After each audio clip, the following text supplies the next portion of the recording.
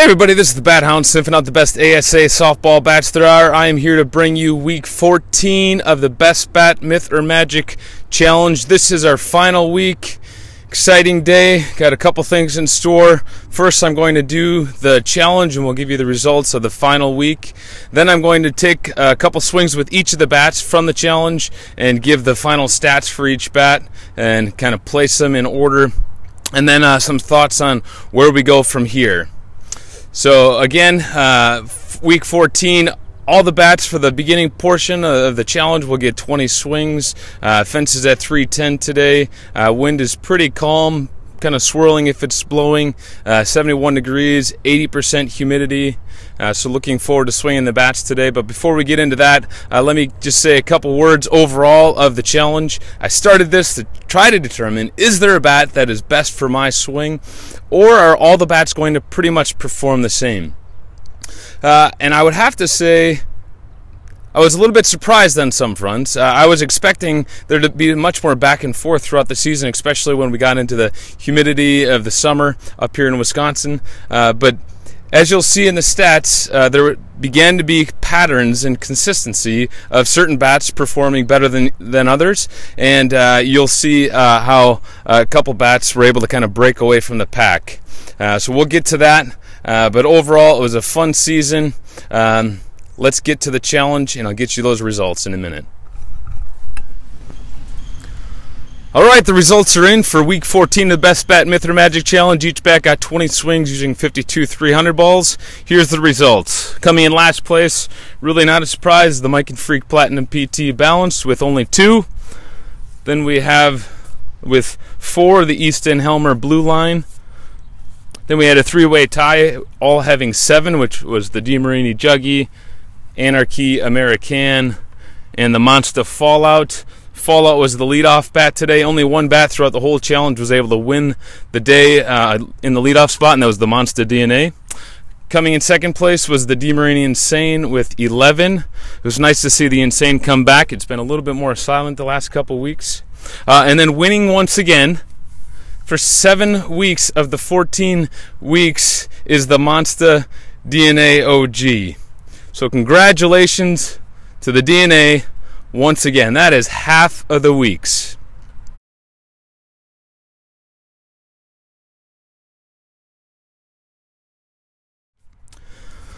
So now I'm going to take a couple swings with each of the bats, and we will give the year stats for each of them with a couple comments. Now, if you have followed the challenge, you know that I intentionally focus on home run totals or distance the ball is flying in order to compare the bats.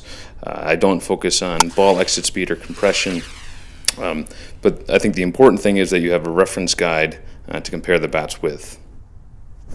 All right, well, coming in last place with only 50 home runs on the year is the Easton Ghost and Helmer.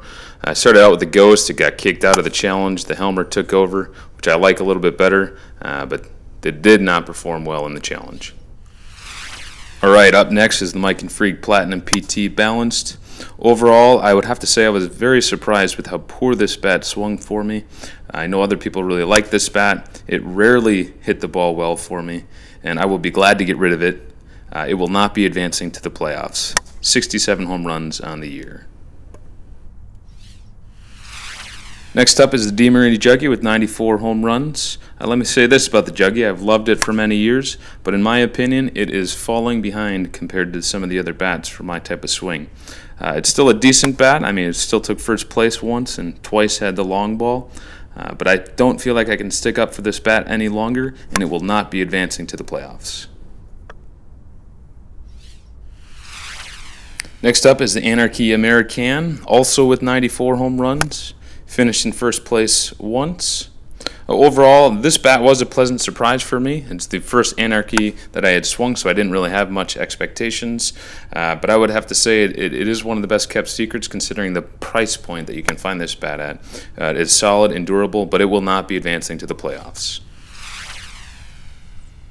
And now for the DeMarini Insane with 105 home runs, finishing in second twice and 6 times with the long ball.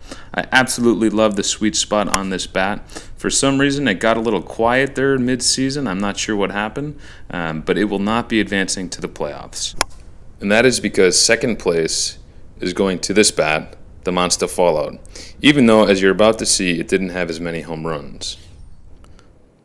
So as you can see, the Insane actually had 11 more home runs on the season. However, the Fallout did not even swing the first 2 weeks.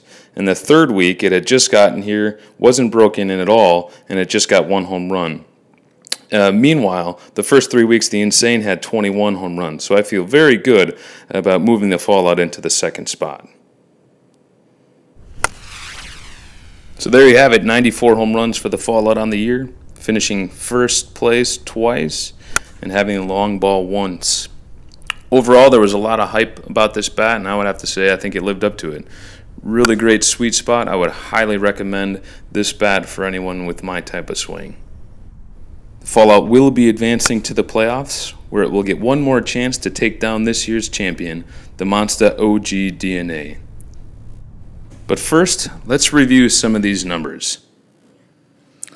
So notice that you have the Mike and Freak and the Eastons considerably lower behind all of the bats.